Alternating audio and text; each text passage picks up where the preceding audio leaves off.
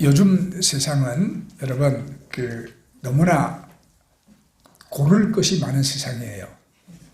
탈북자들이 대한민국에 와서 제일 머리 아픈 게 뭐냐면 왜 이렇게 고를 게 많냐는 거예요. 네. 북한에서는 고를 게 별로 없는 그런 세상에서 살다가 대한민국에 오니까 뭐가 이렇게 종류가 많냐는 거예요. 그 고르는 것도 좀 힘들어요. 그렇죠? 어떤 목사님이 아담과 하와에 대해서 아주 그냥 열심히 설교를 했답니다. 아담은 하와를 보자마자 100% 만족을 했습니다. 그리고 말하기를 당신은 내 뼈 중에 뼈요 살 중에 살이로다. 여러분, 이 얼마나 아름다운 사랑이요 믿음입니까? 그러니까 설교를 듣던 한 사람이 큰 소리로 중얼거리더래. 고를 게 있었어야지.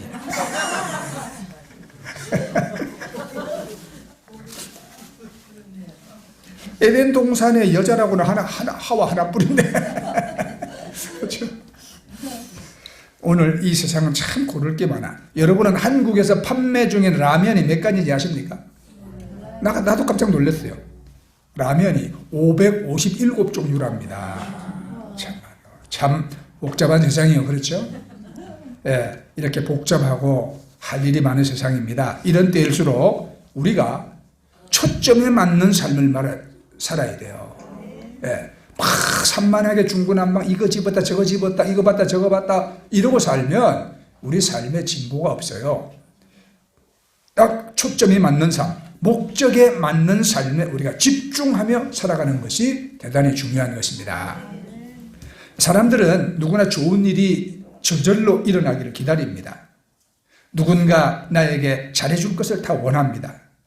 그러나 무엇이건 좋은 일이 그냥 기다리기만 해서는 오지 않습니다. 아무도 내 입에 맛있는 거 여러분 넣어주지 않습니다. 누구나 다 살기 힘들잖아요. 자기 자신 하나 돌보기도 힘들잖아요. 그러니까 여러분 결국 축복받고 잘 되는 사람은 올바른 원칙을 따라서 좋은 선택을 하는 사람입니다. 네. 이솝우화에 나오는 개미와 배짱이 아시잖아요. 이 이야기의 교훈은 뭡니까? 선택이 인생을 만든다는 교훈이잖아요. 자, 뜨거운 여름에 개미는 부지런히 일하면서 식량을 모으고 있었는데 요 배짱이라는 녀석은 여름 내내 시원한 그늘에서 노래만 신나게 불렀습니다. 그러나 여름이 영원합니까? 여름은 곧 가고 차디찬 북풍이 불어오는 겨울이 됐습니다. 배짱이는 꽤나 공공해졌어요. 이제는 작은 벌레 토막도 찾지 못해서 굶주리다가 굶주린 배짱이가 체면불구하고 이웃인 개미에게 찾아가서 내가 이제 봄이 올 때까지 좀 살아남을 양식을 좀 빌려달라 도움을 청했습니다. 배짱이는요, 개미가 나달 몇 개라도 집어줄 줄을 바라면서 여름이 오면 꼭 갚을게 그랬어요. 근데 개미가 묻습니다. 너는 더운 여름 동안에 뭘 했니? 물었더니 배짱이가 대답하기를 밤낮이고 노래방 불렀지. 개미가 노래를 불렀다고? 그럼 이제는 춤을 추려구나. 그러면서 도움을 거절했다 이 말이에요. 춤을 추라는 말은 굶주림과 추위에 덜덜덜 떨으라는 말이에요. 이렇게 선택이 인생을 만드는 것입니다. 어떤 내일이 올지는 오늘의 선택에 달려있는 것이거든요. 우리 신앙도 그렇습니다. 여러분. 그저 하나님이 잘해주시기만 막연히 기다리며 세월을 낭비하기보다는 내가 주도적으로 축복을 향해서 일어나야 하는 것입니다. 성공하는 그리스도인에게는 몇 가지 습관이 있어요. 그 중에 첫 번째 것이 억지로 누가 강요해서 믿는 게 아니라 주도적인 신앙입니다. 하나님의 힘으로 그 하나님 주시는 은혜와 복을 받아서 내 자신을 더 고결하게 만들려는 그런 주도적인 노력이 인생을 위대하게 만드는 것입니다. 그러니까 자기 스스로 축복을 선택하는 거예요. 서양 속담에 이런 말이 있습니다. 말을 억지로 물가로 끌고 갈 수는 있어도 억지로 물을 먹일 수는 없다. 그러니까 억지로 교회로 끌고 올 수는 있어도 여러분 억지로 찬양하고 기도하게 할 수는 없는 겁니다. 자, 성경 시편 81편 10절에 내 입을 넓게 열라 내가 채우리라. 하나님 그렇게 말씀했어요. 우리가 스스로 하나님을 향하여 믿음을 가지고 입을 열어야 응답도 받고 축복도 받는 것입니다. 아멘. 그래서 우리는 예수를 왜 믿냐?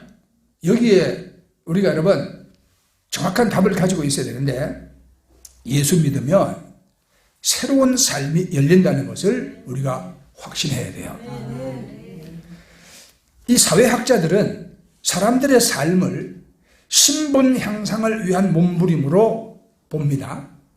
자, 변두리의 작은 집에서 가난하고 빈궁하게 지금 살고 있지만 그들은 열심히 일하고 저축해서 이제는 점점 중심지로 또 평수를 넓혀서 그렇게 움직여 나갑니다. 적금을 붓느라 허리띠를 여러분 졸라매고 아낍니다. 그렇게 해서 지금보다 더 나은 미래를 자신이 스스로 만들려고 노력을 합니다. 직장에서도 열심히 일해서 진급하려고 합니다. 그러니까 이런 모든 과정을 한마디로 말하면 신분 향상의 노력입니다. 왜 아이들이 학교 가서 공부하느라고 10여 년을 보내야 합니까? 그리고 그냥 학교 다니면 뭐합니까? 성적 올리느라고 밤을 새우고 죽도록 노력하잖아요. 왜? 그렇게 해야 앞으로 자기 신분이 향상되는 것입니다. 학교 다닐 때는 똑같은 학생이지만 이 졸업하고 나면 어떻게 됩니까? 공부 잘하는 학생은 아주 그냥 검사도 되고 판사도 되고 그렇잖아요. 그죠? 그러니까 이 학생들이 그냥 성적 올리려고 밤새우고 죽도록 노력하는 거예요. 그렇게 해야 신분이 향상되기 때문이죠. 그래서 그 목표를 바라보고 좋은 대학 가려고 애쓰고, 그래서 또 좋은 대학 나오면 좋은 데 취직도 하고 좋은 사람 만나서 결혼도 하고, 여러분 다 이것이 신분 향상을 위한 수고입니다. 그런데 문제가 있어요. 세상 사람들은 누구나 운명적으로 한계 속에 태어납니다. 한계 속에. 자신이 원해서 주도적으로 하고 싶지만 그렇게 살 수가 없어요. 잘 살고 못 사는 게 자기 마음대로가 아닙니다. 생긴 거나 머리 지능이나 내가 타고난 재능이 내 마음대로 되지 않잖아요. 부모를 내가 선택할 수 없고 태어나는 나라나 시대를 내가 선택하지 못합니다. 그래도 누구나 다 잘 살려고 애를 쓰지요. 그렇지만 결국 자기 자신의 한계라는 울타리를 못 벗어납니다. 하지만 우리가 예수 믿는 이 기독교만은 모든 한계를 넘어서게 합니다. 신분을 확실하게 향상시킵니다. 남의 돈을 빼앗을 필요도 없고 남을 짓누르고 올라갈 필요도 없어요. 하나님의 부르심에 응하기만 하면 되는 거예요. 그런데 사람들은 예수를 믿고 신앙생활을 한다는 것이 대단히 어려워 보이고 또 별로 얻는 게 없다고 생각합니다. 그래서 그렇게 예수 믿으라고 열심히 전도해도 사람들이 다 피합니다. 예수 믿는 게 힘들다고 생각하거든요. 값은 헌금 내라 그런다. 값을 많이 내고 또 봉사하라 그런다. 희생도 많이 해야 되는데 얻는 것은 뭐냐? 그저 정신적인 보상뿐이다. 그렇게 짐작을 합니다. 이거는요 100% 틀린 말이죠. 예수 잘 믿으면 세상에서 누구보다도 잘 되고 신분의 향상이 빨리 됩니다. 운명과 팔자의 지배를 받지 않고 멋지게 살 수 있는 새 힘을 공급받습니다. 하나님의 자녀가 됩니다. 그리고 세상에서 너무나 훌륭한 일도 할 수 있습니다. 요즘 우리 대한민국이 떴잖아요. 그죠? 옛날에 그냥 가난하고 원조 받고 구제품이나 입고 다니던 그런 대한민국이 아니에요. 이제는. 우리 대한민국이 전 세계에 그냥 빛을 발하고 떴어요. 그래서 많은 관광객들이, 외국 관광객들이 한국을 찾아옵니다. 서울 인사동은 한국을 찾는 외국인들이 꼭 가보는 서울 관광 1번지라고 말해요. 자, 인사동에 가면 130년 역사를 자랑하는 승동교회가 있습니다. 이 승동교회의 초대 장로는 박성춘 장로입니다. 이 박성춘은 1862년에 그때는 구한말이요, 한양 관작골이라는 데서 백정의 아들로 태어났어요. 이 관작골이 지금 어디냐면 종로구 관철동입니다. 그 당시에는 포졸, 광대, 그 다음에 이 고리장, 무당, 기생, 갑바치, 백정, 이거를 칠천반이라고 불렀어요. 아주 천대받는 하류 계층의 사람들이었다 이 말입니다. 그 중에서도 백정은 천민 중에 천민이야. 인구조사에서도 이건 아예 빼버려요. 거주 지역도 쫙 제한되어 있습니다. 백정들은 여기서 살아라? 딱 제한되어 있어요. 상투도 올릴 수 없고 망건이나 갓을 쓰는 것도 금지당했습니다. 그 당시 망건을 쓰지 않았다는 것은 아직 나이가 어린 미성년자라는 표시로 여겨졌거든요. 그러니까 백정은 망건을 못 써. 뭐냐? 나이가 많아도 여전히 아이 취급을 당하면서 사람들이 다 하대를 했어요. 존칭을 안 썼다 이 말입니다. 이런 비인간적인 취급을 받아도 하소연할 곳이 없었어요. 그 당시는. 자, 백정의 아들로 태어나가지고 백정마을에서 백정의 딸과 결혼을 한 박성춘에게는 봉출이라는 아들이 하나 있었습니다. 근데 이 아들만큼은 백정 처지를 면해주고 싶었어. 그래서 아들을 그 곤당골에 있는 예수교 학당에 보냈습니다.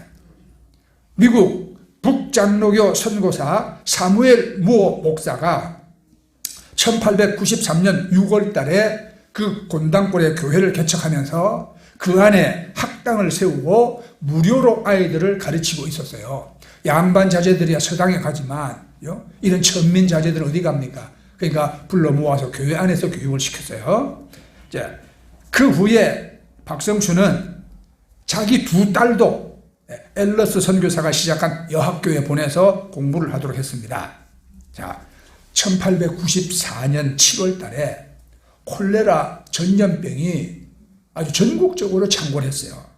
이때 박성춘도 전염병에 걸려가지고 거의 죽게 됐는데 이 곤당골 교회의 사무엘 무어 목사님과 제중원 담당 의사고 고종 황제의 주치인 에비슨 선교사가 백정마을에 찾아와가지고 이 전염병을 막 치료를 해줬습니다. 이 두 분이 전염병에 걸린 박성춘이 완쾌될 때까지 계속 왕진을 와주면서 정성껏 치료해 줬어요. 여러분 생각해보세요. 세상에 그 천대하고 아무도 안 오는 피해가는 백정마을에 고종 황제의 주치의사가 왔어. 인간 취급도 받지 못하는 그 천한 백정에게 친히 손을 대서 치료를 해주는 것은 그 당시로는 있을 수가 없는 일이요. 꿈도 못 꾸는 일이에요 이게. 그 당시에 그 신분사회 속에서는 아주 충격적인 사건이었죠. 그러니까 이 일이 일파만파 소문으로 퍼져나갔습니다. 이때 감동받은 박성춘과 가족들이 모두가 다 곤당골 교회에 출석을 하고 예수를 믿었어요. 그리고 박성춘은 이듬해 1895년에 무어 목사로부터 세례를 받았습니다. 박성춘은 자기와 같은 백정을 위해서 애쓰는 무어 목사님에게 크게 감동을 받고 이제 온 힘을 다해서 전도하기 시작했어요. 사람 대접받는 길이 열렸으니 다 교회로 나오라고 천민들을 막 설득하면서 전도를 했습니다. 곤당골 교회는 크게 부흥이 됐어요. 나중에 이름을 승동교회로 바꿨습니다. 그리고 열정적으로 전도하면서 신뢰와 인정을 받던 박성춘은 마침내 1911년에 예수 믿은 지 17년 만에 승동교회 장로가 되었습니다. 장로가 된 박성춘은 백정 해방 운동에 나섰습니다. 당시에 내각 총서로 있던 유길준 대감에게 백정 차별 정책을 철폐할 것을 요청하는 탄원서를 정부에다가 냈습니다.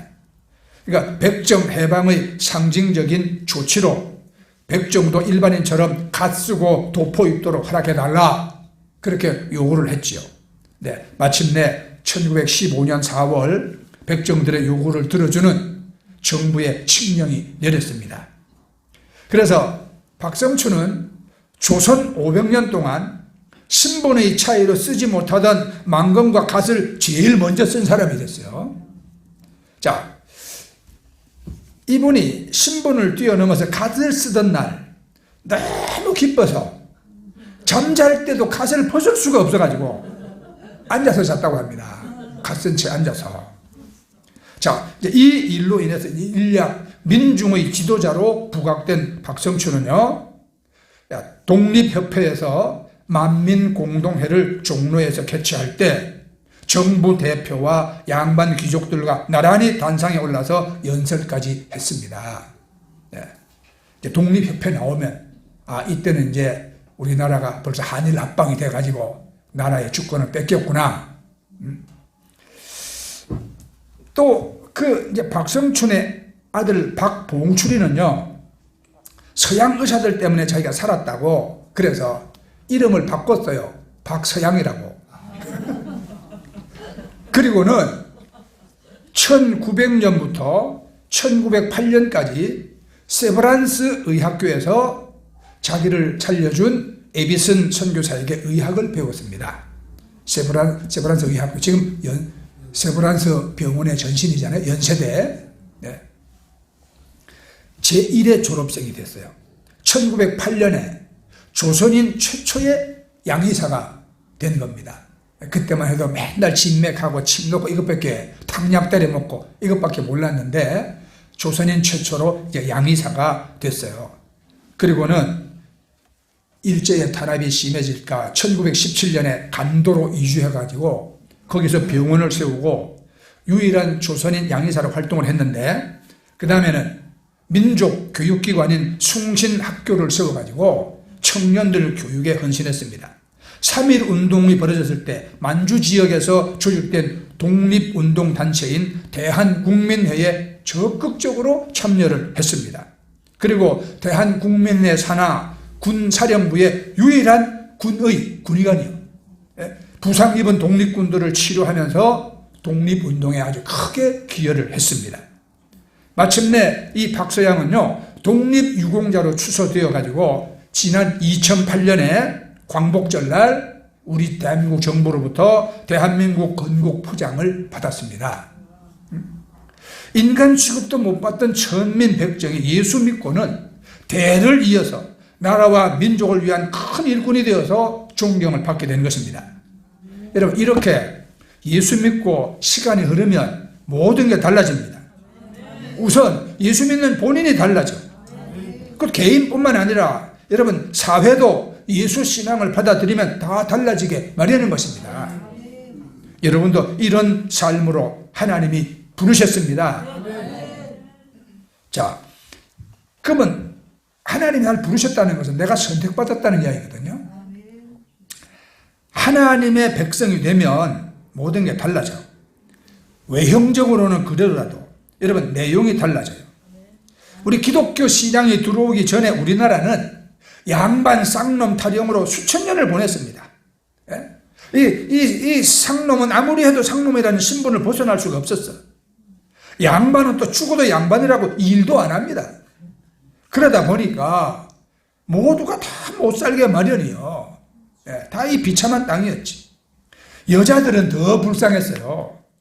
교육도 못 받고 남자가 먹고 남은 거 먹었습니다. 밖에 나가지도 못했어. 지금도 저 이슬람 믿는 국가나 힌두교 문화권에서 여자의 위치가 이렇거든요. 여러분이 저 아프가니스탄이나 뭐 그런 데 안 태어난 걸 가만히 생각하셔야 돼요. 그러니까 여자들은 개인적으로 유능하거나 재주가 있어도 뭐 주도적인 삶이 없었어요. 자기 마음대로 못 살아. 그러니까 죽도록 일해도 삶의 굴레는 여자들에게 아주 가혹했지요. 그러니까 우리 여자분들은 참 예수께 감사해야 돼요. 그래서 교회에 여자가 많아요. 근데 기독교가 들어왔다고 외형적으로 뭐가 즉시 바뀌냐? 그렇지는 않지요. 기독교가 사람들에게 막 취직을 시켜주고 돈을 주고 막 입장을 높여주지 않습니다.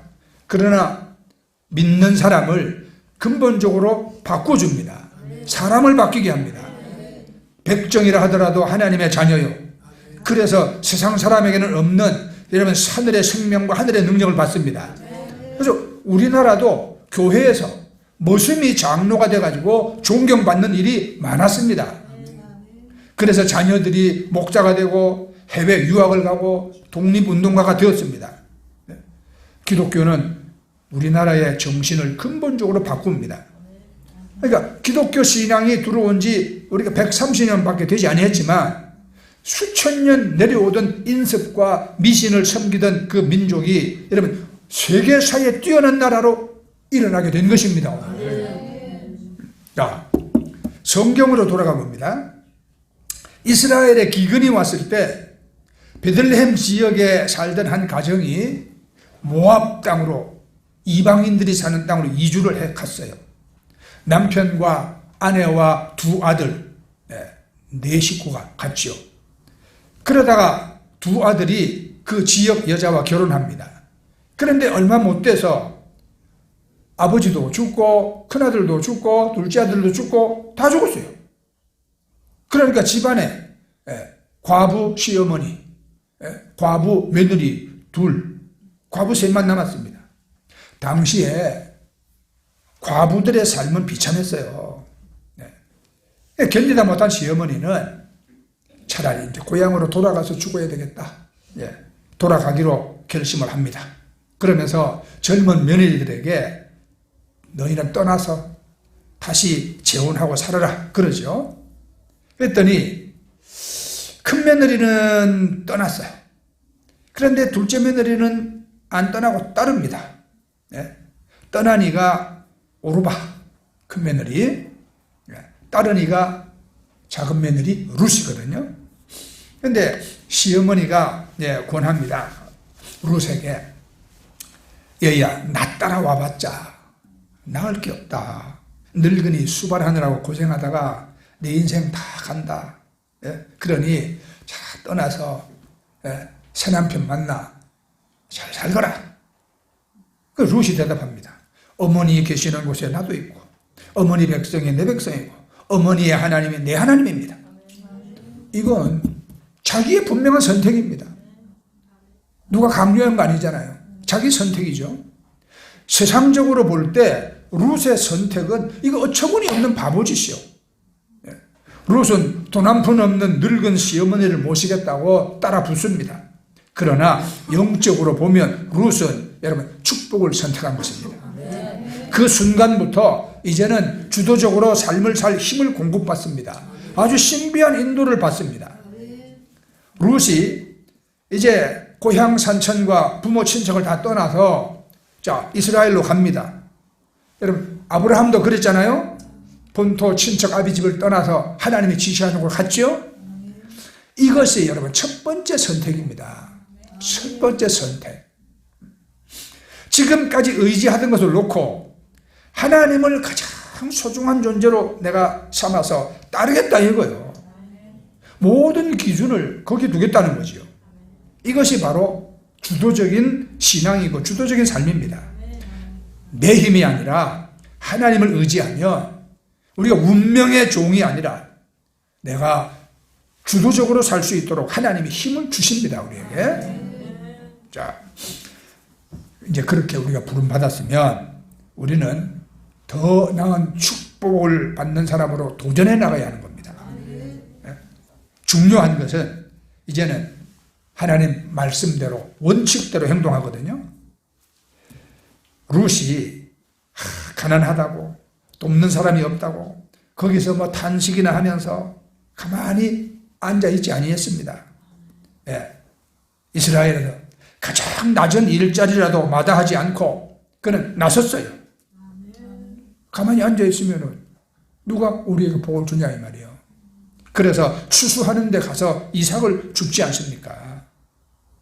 여러분 생각해 보세요. 밀이나 보리단을 거두어 드려야지 그들이 다 거두고 난 뒤에 떨어진 이삭을 주어봐야 얼마나 죽겠습니까? 그렇지만 룻은 이 작은 일이라도 내가 내 일을 위해서 해야 된다. 이 자기의 주어진 삶을 비관하지 않고 아주 주도적으로 희망을 가지고 그 삶을 개척해 나가겠다고 용기를 가지고 지금 나서는 거죠. 여러분, 누가 먹을 거 가져다 줍니까? 네? 적더라도 무엇인가 소득이 되는 일을 해야 되지 않겠어요? 맨날 허황된 꿈만 꾸고 사람들이 나를 몰라준다, 내가 시절을 잘못하고 났다, 뭐 그런 이야기만 하고 앉아 있어 봐야 그 사람 인생이 변할 일이 없습니다. 그러니까 가만히 있는 사람은 얻을 게 아무것도 없어요. 또 일을 해도 요령과 술수를 부리지 않고 원칙을 따라 우리가 정직하게 잘해야 되고 꾸준해야 합니다. 그렇죠? 요즘 제주도 망하느라고 야단이에요. 그동안에 바가지 씌우고 잘 살았어요. 이제는 바뀌었어요. 이제 사람들로부터 미움받아, 제주도가. 예. 이제는 제주도 갈 바에 다 일본 가겠다. 그래요. 코로나 시절에 잘 됐죠. 코로나 때문에 사람들이 외국을 못 나갔으니까. 외국 나가려고 그러면 철저하게 복잡했거든요. 그러니까 코로나 때 사람들이 외국 안 가고 제주도 많이 갔어요. 그래가지고 막 렌트카도 숙박업소도 막 식당도 뭐 아주 호황이었어. 그런데 끝까지 잘 될 줄 알고 렌트카 회사 차 잔뜩 사놨다가 지금은 그거 중고차도 못 팔아가지고 지금 야단이고요. 카페 지금 다 망하고 있고요. 예. 식당은 거기다 한 수 더 떠가지고, 예. 요즘 식당 악평 나오는 거 보세요. 예. 삼겹살, 흑돼지 삼겹살 시켰더니 그냥 고기가 아니라 비계 덩어리만 갖다 주고 말이지. 지금 제주도는 가게 내놓은 거 숱하게 많아요. 그러니까 여러분, 우리가 그렇게 해서 복 받는 게 아니거든요. 정직하게 원칙을 따라서 성실해야 되고 꾸준해야 하는 것입니다. 예, 그러면 기회도 생기잖아요. 룻이 그 지역에서 가장 부유하고 인품이 훌륭한 보아스와 결혼을 하게 돼. 이렇게 보면은 그러니까 자기가 이삭 줍던 밭에 이제 주인이 돼버린 거예요. 그리고 아들을 낳는데 그 아들의 손자가 누구냐? 다윗이. 그러니까 다윗의 증조 할머니가 된다 이 말입니다. 그리고 그 다윗의 혈통을 따라 구세주가 세상에 태어나잖아요. 이방 여인에서 선택된 백성이 되고 잘 살고 성경에 기록되고 영원히 영광을 받습니다. 이게 룻이 철저하게 신앙의 원칙을 따르거든요. 예? 아무하고나 어울리지 아니했어요. 되는 대로 그냥 흘러가는 듯이 살지 아니했습니다. 까짓거 되는 대로 살지 뭐. 옛날에 우리 때는 캐세라 셔라 많이 했어요. 그러나 시어머니가 가르쳐주는 대로 하잖아요. 네, 신앙의 원칙대로. 네. 그리고는 자, 친족 중에서 가장 가깝고 훌륭한 사람의 밭에 가서 이삭을 줍게 되지요. 그러니까 하나님의 발걸음을 그리로 싹 인도해 주시는 거잖아요. 그리고는 웬일인지 그 사람의 사랑을 받습니다. 그래서 결혼을 하게 되고, 네. 다시 말씀드리지만 이삭 줍던 밭에서 이제는 이삭 줍는 게 아니라 자기가 여자 주인이 되어버렸어. 그리고는 가문을 일으킵니다. 자, 여러분, 우리가 이 룻에게서 무슨 교훈을 받을 수가 있습니까? 야, 참 룻은 참 신데렐라구나. 해피엔딩이네. 좋다. 그러고 지나가면 우리가 이 성경의 이 이야기가 왜 필요합니까? 세상에서도 그런 이야기 많은데 룻에게서 우리가 받을 교훈은 우리도 똑같다 이 말이에요. 우리도 이방 사람이었어. 그렇죠? 우리도 별로 미래가 없는 그런 가운데 살았어요. 그러니까 바울 사도가 고린도 교회에 말하잖아요. 형제들아 너희 부르심을 보라. 너희가 지혜 있는 자 많지 않은 능력 있는 자도 없고 문벌 좋은 자도 없다. 우리도 여러분 별로 내세울 것도 없는 그런 이방인 중에 하나였어요. 그런데도 우리가 하나님 자녀로 선택됐다 이 말입니다. 이것이 첫 번째 신분 상승이에요. 세상 사람들이 아무리 높게 잘 돼도 우리의 첫 단계와 비교가 안 되죠. 그들이 하나님 자녀 됩니까? 안 되지. 네. 그래서 여러분 성경은 말했습니다. 불신자의 왕궁에서 첫날을 사는 것보다 하나님 전에 문지기로 하루 사는 것이 훨씬 낫다. 아멘. 그래요. 우리가 이 하나님께 선택받아 하나님의 자녀가 됐다는 것이 얼마나 영광스러운 내 신분의 상승인지 모릅니다. 감사하시기 바랍니다. 그럼 이제 두 번째, 세 번째 우리가 신분 상승을 위해서 도전해 나가야 하는 거예요. 가만히 있어서는 다음 단계 갈 수가 없습니다. 하나님은 다음 단계로 가도록 우리를 부르십니다. 하나님 나라에서 여러분 유익을 주는 역할을 하세요. 그러면 하나님이 힘도 공급하시고 더 잘할 수 있도록 상황도 만들어주시고 그리고 복을 내려주십니다. 그러니까 우리가 할 일은 선택하고 움직이는 것뿐이에요. 그 다음 일은 모두 하나님이 다 도와주십니다. 그러니까 우리 선택이 중요하다 이 말이에요. 우리는 언제든지 자기 백성에게로 돌아가 버리는 오르바에 말고 이처럼 하나님을 선택하고 메시아의 초생도 되는 그런 다른 며느리가 될 수 있는 거예요. 그래서 여러분 언제든지 여러분 선택해 보세요. 내가 가는 길이 룻의 길인가 오르바의 길인가 우리가 선택해 봐야 돼요. 룻은 하나님 백성이 되는 것을 그치지 않고 더 복받은 백성이 되었고 차츰차츰 최고의 존재가 되어가는 겁니다. 그래서 여러분 가만히 있지 말고 룻처럼 움직이세요. 좋은 길을 선택하세요. 헌신하세요. 그러면 하나님이 도와주시기 때문에 이것이 어렵지 않습니다. 그리고 우리가 생각해 봅니다. 하나님이 왜 사람이 되셨을까? 예수 그리스도 육신을 입고 이 땅에 오신 하나님이 왜 사람이 되셨을까? 이 신학의 중요한 주제입니다.